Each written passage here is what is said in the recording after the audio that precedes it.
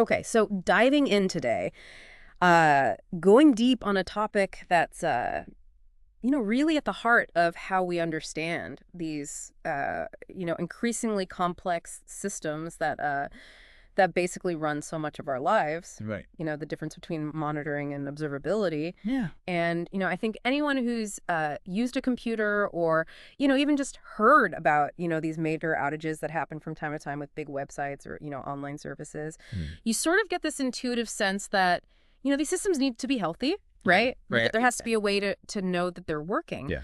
But what we're going to do in this deep dive is really go beyond just knowing that those terms exist. Right. And really get into like how these systems are managed at a deeper level. Yeah. And, thankfully, we've got some really fascinating material here that breaks down these ideas, gives us some great examples. Yeah. And I think by the time we get to the end of this conversation, you'll have a much clearer picture of why this shift towards observability is so important in the tech world today. Yeah, absolutely. So Absolutely. it's tempting to think of observability as just a new word for the same old monitoring. Right. But as our systems get more complex, the methods we use to understand them have to change. Okay. What's interesting is how these two approaches really reflect different generations of software architecture.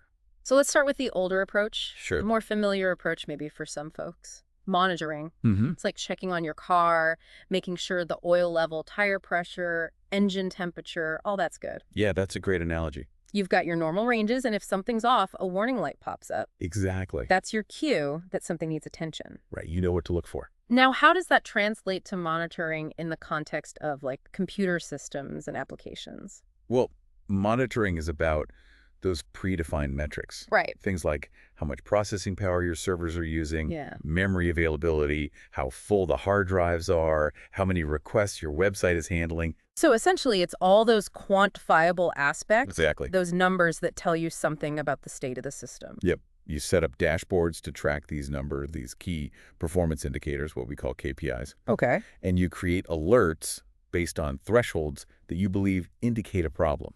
So it's like saying, if the CPU usage goes above 80%, trigger an alert. Exactly. You're watching for symptoms of issues that you've seen before or can anticipate. So you're basically looking for those known failure modes. Right. Things that, based on experience or knowledge of the system, could go wrong.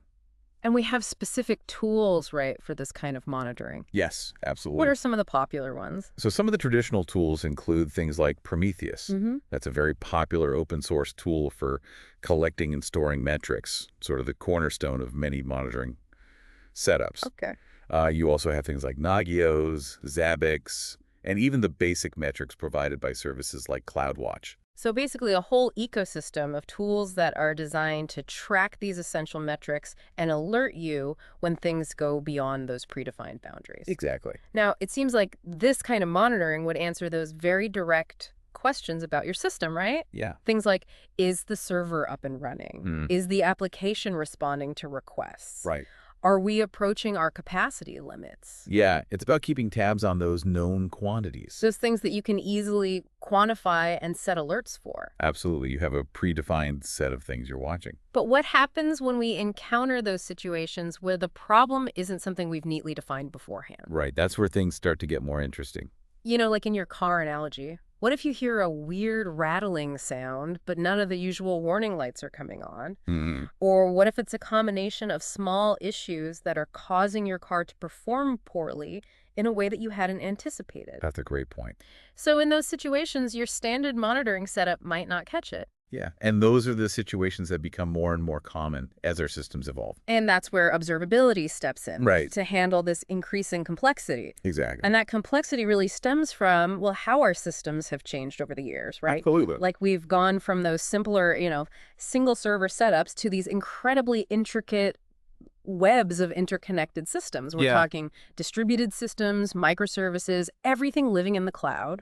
So instead of one engine, we now have this whole network of interacting components. Right. And with that comes a whole new set of challenges. And those challenges often manifest in ways that we couldn't have predicted beforehand. Exactly. So that's where this concept from control theory comes in, right? Yeah. This idea that you can understand the internal state of a complex system by observing its external outputs. Precisely.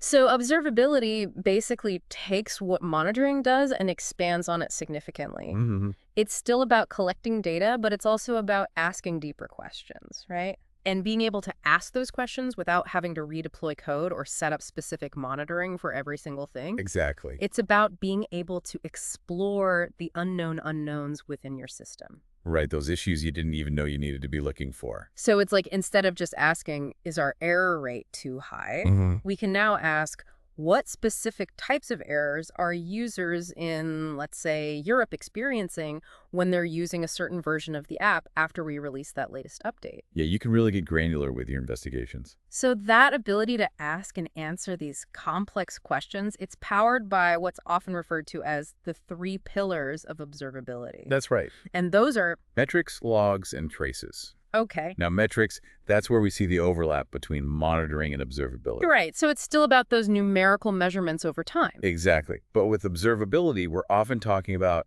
much richer and more detailed metrics. How so? What makes them different in this context? Well, a big difference often lies in what we call cardinality. Cardinality, okay. Think of it like this. Instead of just knowing the average temperature of a city, you're able to see the temperature in every single neighborhood at every hour of the day. Okay, so it's about granularity, getting a much more fine-grained view of what's happening. Exactly. And that level of detail makes a huge difference in understanding complex systems. So in the context of our systems, what would that look like? For example, traditional monitoring might just track the CPU usage of an entire server. Okay. But with observability, you could track CPU usage per server, per individual container running on that server, even per specific application running within those containers. Wow, so you can really pinpoint where the resource usage is happening. Right, you're not just getting a single number, you're getting a much richer and more nuanced picture. Then we have logs, which I imagine provide even more context, right? Absolutely. What kind of information do logs capture? Logs are like detailed records of every event happening in your system. Each event is logged with a timestamp and often includes additional context about what happened, like which user initiated an action, what specific parameters were used, and so on. So it's like having a detailed history of every action the system has taken. Yeah, it's like a trail of breadcrumbs you can follow to understand what led to a particular state. And finally, traces, which I understand are all about understanding the flow of requests through these complex systems. That's right. How do traces help us? Imagine you have a single user request, like someone buying something on an e-commerce website. Okay. That request might travel through dozens of different services before it's completely fulfilled. Right, like checking inventory, processing payment, updating the user's account. Exactly. And a trace essentially maps out the entire journey of that request, showing you every step along the way, how long each step took, and any interactions between the different services involved. So it's like having a visual roadmap of how that request flows through the entire system. Yeah, and that's incredibly valuable for understanding bottlenecks and identifying potential issues. So we've got metrics, logs, and traces, these 3 pillars of observability. But it's not just about having the data, right? No. It's about how it all fits together. Right. Like, how do we make sense of this data? How do we connect the dots? That's where the true power of observability comes in. Correlation. The ability to seamlessly move between those 3 pillars to see how they relate to each other. Okay, give me an example. So let's say you see a spike in error rates in your metrics. With observability, you can immediately jump to the logs that were generated during that time period. So you can see exactly what errors were happening. Yeah, and then you can use traces to see the path those specific requests took through your system. To see where things might have gone wrong. Exactly. You can pinpoint the root cause much more effectively by seeing the entire picture. So it's like if monitoring tells you that your car engine is overheating, observability gives you the tools to figure out why. Yeah, is it a hot day and you're driving uphill, or is there a problem with the cooling system? You're not just stuck with a flashing red light. You have the information to investigate and understand. Right. You can make informed decisions. So how does this translate to the tools themselves? What are the key differences between traditional monitoring tools and observability platforms? Traditional monitoring tools are often focused on collecting those time series metrics at fixed intervals, Oh, okay. displaying them on static dashboards, and triggering alerts when those metrics cross certain thresholds. So you're kind of limited to those predefined views of the data. Exactly. You might have to manually piece together information from different systems. Right, like trying to match a sudden increase in network traffic with relevant entries in your application logs. Yeah, it can feel like you're putting together a puzzle without all the pieces. You're manually trying to connect the dots. Right. But observability platforms, they're designed differently, right? Yes, they're built to handle much richer data Okay. and to support that crucial correlation we were talking about. So they can bring together the metrics, logs, and traces in a more unified way. Exactly. And they often provide automatic correlation. Automatic correlation, that sounds powerful. It is. Imagine getting an alert, and instead of having to manually sift through logs, the platform automatically shows you the relevant logs and the complete trace of the request that triggered the alert. Wow, so you instantly have a starting point for your investigation. Right, you can start digging into the root cause without having to manually connect the dots. So it's like having a detective partner who instantly pulls up all the relevant evidence for you. Yeah, it makes investigation much more efficient. And what are some examples of these observability platforms? So you have platforms like Datadog, New Relic, Dynatrace, Honeycomb, and the Grafana Labs suite. Okay. These are all examples of tools that are built with this observability-first approach. They're designed from the ground up to handle this complexity and provide those deeper insights. Exactly. Okay, I think we've covered the core concepts pretty well, but I think it would be really helpful to see how this works in practice. Yeah, absolutely. Through some real-world examples. Right. So let's start with the retail payment processing platform you mentioned earlier. Okay, so imagine a traditional monitoring setup for this platform. You might have dashboards showing the overall transaction volume, Okay. the total error rates, the average API response times. So you're tracking those key performance indicators to make sure things are running smoothly. Right, and you probably have an alert set up to trigger if the overall error rate exceeds, let's say, 1%. Seems like a reasonable approach. Yeah, it's a common way to monitor these types of systems. But with observability, things get much more interesting. Yeah, absolutely. So walk me through a scenario where observability really shines in this context. Let's say they start experiencing intermittent payment failures. Yeah. But their overall error rate is still below that 1% threshold. So their monitoring system isn't really giving them the full picture. Exactly, but with observability, they can dig deeper by examining the trace data. They might uncover that transactions routed through a specific third-party payment gateway are experiencing significantly higher latency during peak shopping hours. Ah, so there's a bottleneck in a specific part of the system. Right, and that bottleneck isn't always present. It only shows up during certain times. And that wouldn't be apparent from just looking at the average response time across all transactions. Exactly. So observability gives them that granular insight to pinpoint the problem. Yeah, and it doesn't stop there. Okay, what else might they discover? They might also find that the 99th percentile response time of their fraud detection service spikes significantly when certain user behaviors trigger additional verification steps. So certain actions by users are causing a slowdown in a specific part of the system. Right, and that kind of detailed understanding of how user actions impact system performance is simply not possible with those traditional high-level metrics. It's like being able to zoom in on the exact point of friction in this complex machine. Absolutely. And for the end user, this means a smoother shopping experience with fewer failed transactions. So observability isn't just about technical improvements, it directly translates to a better user experience. Right. It's about understanding and optimizing the entire user journey. Okay, let's move on to your example of the healthcare patient portal. Sure. So in this scenario, traditional monitoring might focus on things like the number of user logins, overall page load times, and the resource utilization of the web servers. So making sure the portal is accessible and performing reasonably well. Yeah, and they might have an alert if the average page load time goes above, say, 3 seconds. Again, focusing on those key metrics that directly impact the user experience. Right. But when users start complaining that the portal is slow, observability allows them to go much deeper. Exactly. So what kind of insights could they gain in this situation? By leveraging distributed tracing, they could pinpoint that the delays are specifically affecting patients who are trying to access their medical images. Okay, so not all users are experiencing the slowdown. It's a specific group. Right, and that's a crucial piece of information. And that wouldn't be obvious from just looking at the overall page load times. No, it would be hidden in the aggregate data. So how do they narrow it down further? By digging into the trace data, Yeah. they might discover that the image rendering service is experiencing performance issues, specifically when it has to retrieve and process DICOM files. DICOM files. Yeah, that's a standard format for medical imaging. Okay. And they might find that the performance degradation happens specifically when these files are larger than 20 megabytes and are being retrieved from their cloud storage.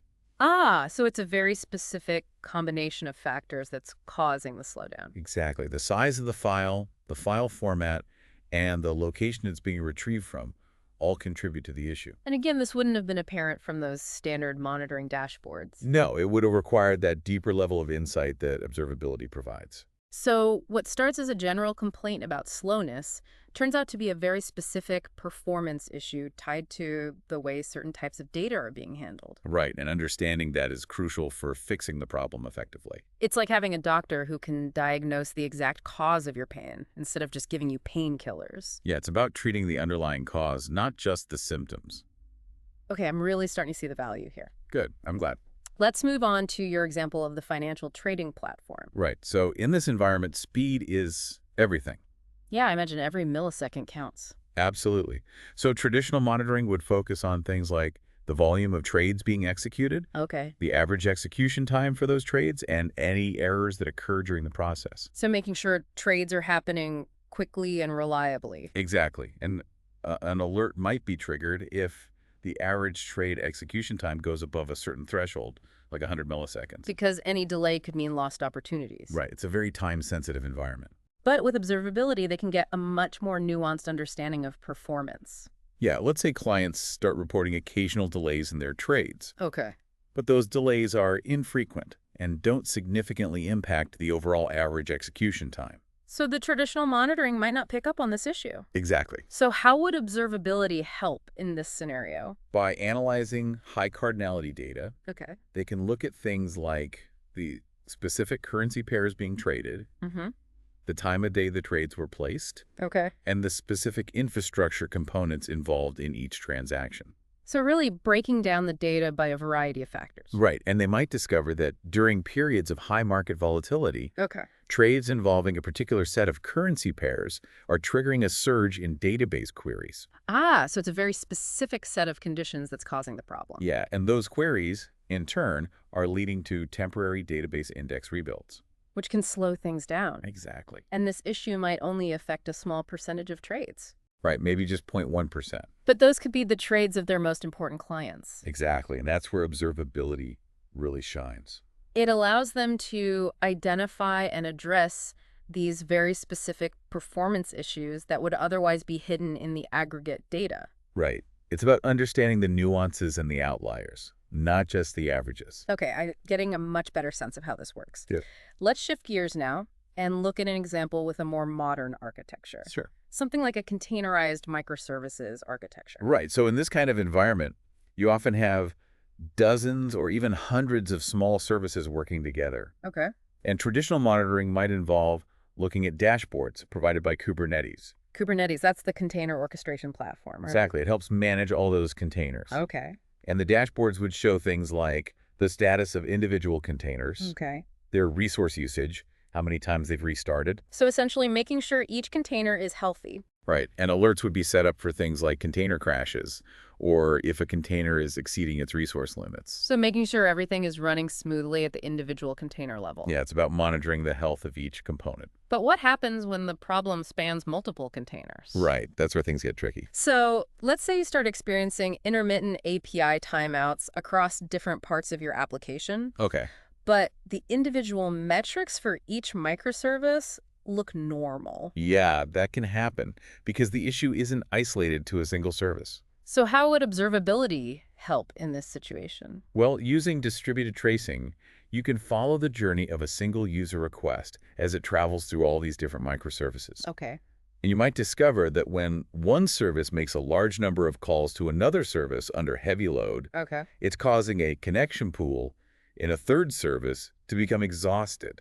A connection pool, what's that? It's basically a set of pre-established connections that a service uses to communicate with other services. And when that pool is exhausted, it means the service can't make any more connections, which can lead to timeouts. Ah, so it's like a traffic jam in the communication between services. Exactly. And this specific issue might be caused by a configuration mismatch between different deployment environments.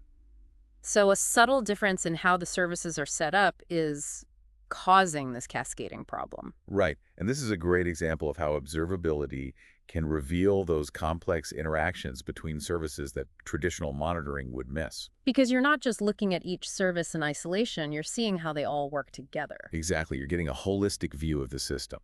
Okay, let's move on to your final example, which involves multi-cloud infrastructure. Right. So more and more organizations are using multiple cloud providers. Yeah, it's becoming increasingly common. And monitoring in this kind of environment often involves tracking resource utilization, availability, and cost across all those different providers. So it's like trying to keep tabs on multiple dashboards at once. Yeah, it can get pretty complex. And I imagine you'd have alerts set up for things like running out of virtual machines in a specific region or unexpected spikes in spending. Exactly. You need to make sure you're staying within your budget and that you have enough resources available. So what kind of scenario would highlight the benefits of observability in this context? Let's say you're conducting failover testing. Failover testing, what's that? It's basically simulating an outage in one cloud provider to make sure your application can seamlessly switch over to your backup provider. Okay, so it's like a fire drill for your cloud infrastructure. Yeah, exactly. And traditional monitoring might show that the failover was successful in terms of the necessary resources coming online in the secondary environment. Right. It might look like everything switched over smoothly. But users might still experience performance issues. Yeah, that can happen because there are often subtle interactions between the different cloud environments that traditional monitoring doesn't reveal. Okay, so how would observability help in this case? By tracing user requests as they travel across both cloud environments during the failover test, you might uncover that there's a significant increase in DNS resolution latency. DNS resolution latency, what's that? It's the time it takes to translate a domain name, like google.com, into an IP address, which is what computers use to communicate. Okay. And during the failover, the process of looking up those IP addresses might be taking longer than usual. And that delay can cascade through the system. Exactly. It can cause timeouts in your application code, leading to performance issues for users. So even though the individual components of the infrastructure are healthy, the way they're interacting across these different cloud environments is creating a bottleneck. Right, and that's the kind of insight that observability provides. It allows you to see the bigger picture, the interconnectedness of these complex systems. Exactly. Okay, I think these examples have really solidified my understanding of the difference between monitoring and observability. It's not just about collecting data, it's about asking the right questions, connecting the dots, and getting a holistic view of how these systems actually work. Absolutely. It's about moving from reaction to understanding.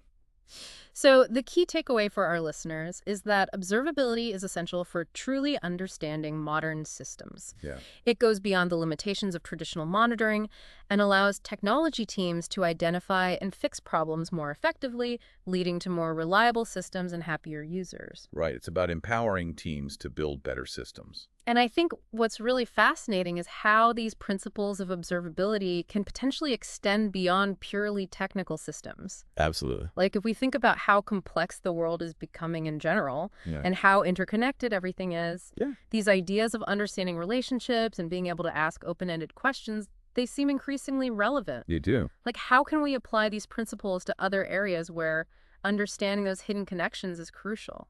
That's a great question to think about. It's definitely something worth exploring. Absolutely. It makes you wonder how we can use these tools and techniques to gain a deeper understanding of the world around us. Definitely food for thought. Yeah.